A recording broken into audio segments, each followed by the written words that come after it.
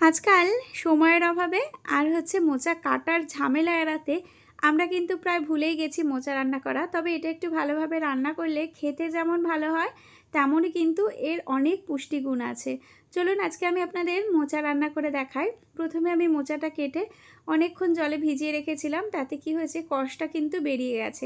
আর তারপরে আমি এটাকে হলুদ দিয়ে সিদ্ধ করে নেব। নুন কিন্তু আমি এখানে দিইনি, কারণ এই জলটা সিদ্ধর ঠান্ডা করে আমি গাছের গোড়ায় দেবো। এটা কিন্তু একটা মহা ঔষধের কাজ করে। যাই হোক, আমি মোচার জল ঝরিয়ে ঠান্ডা করতে দিয়েছি। এরপরে কড়াইতে আমি সর্ষের তেলে রান্না করছি, যেহেতু সর্ষের তেল গরম করে আমি জিরে তেজপাতা ফোড়ন দিয়ে ডুমো ডুমো করে কেটে রাখা আলু ভেজে নেব। খুব ভালো করে আমি ভেজে নেব, একটু নুন আর হলুদ দিয়ে খুব ভালো করে কিন্তু ভেজে নেব। আর একটা জিনিস আমি ভুলে গেছি আপনাদের দেখাতে, যেহেতু রান্নাটা আমি নিরামিষভাবে করছি, সেজন্য কাঁচা ছোলা ভিজিয়ে সেদ্ধ করে নিয়েছি, সেটাই আমি আপনাদের দেখাতে ভুলে গেছি। আরও একটা জিনিস দিলে কিন্তু এর স্বাদটা খুবই ভালো হয়, সেটা হচ্ছে নারকেল কোড়া। তবে আমার বাড়িতে কিছু অসুবিধার জন্য খাওয়া বারণ আছে নারকেলটা, সেজন্য আমি দিইনি।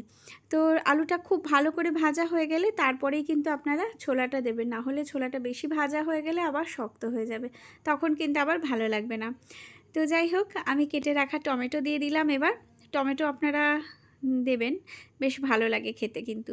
তো যাই হোক, টমেটোটা একটু গলে আসলে তারপরে আমি এখানে শুধুমাত্র রঙের জন্য কাশ্মীরি লঙ্কার গুঁড়ো একটুখানি দিয়েছি, আর বাকি আমি কিন্তু কাঁচা লঙ্কা বেটে নিয়েছি। আদা আর জিরের সাথে কাঁচা লঙ্কা বেটে নিয়েছি। তো আদা আর জিরে আমি দিয়ে দিচ্ছি, দিয়ে খুব ভালো করে কষবো। আর রান্না তো আপনারা জানেনই, যত ভালো করে কষা হবে আর রান্নার স্বাদ কিন্তু তত ভালো হবে। তো আমার হয়ে গেছে মশলা কষানো। এবার আমি ভালো করে চটকে, যে মোচাটা সেদ্ধ করেছিলাম, ভালো করে চটকে জল ঝরিয়ে নিয়েছি। এবারে খুব ভালো করে এটা দিয়ে আমি কষবো। তো এটা যেহেতু আমি আলাদা করে ভাজিনি, তো মশলার সাথে কষতে কষতেই কিন্তু বেশ ভাজা ভাজাটা হয়ে যায়।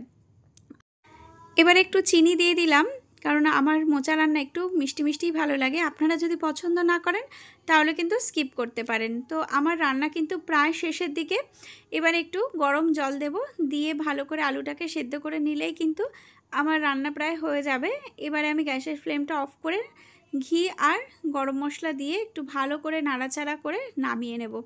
দুপুরবেলা গরম ভাতের সাথে এরকম মোচা থোড় রান্না হলে কিন্তু দুপুরটা জমে যায়, ভীষণ ভালো লাগে। আমাদের বাঙালি সাবেকি রান্না কিন্তু হারিয়ে যেতে বসেছে, সেটাকে আমাদের ধরে রাখতে হবে।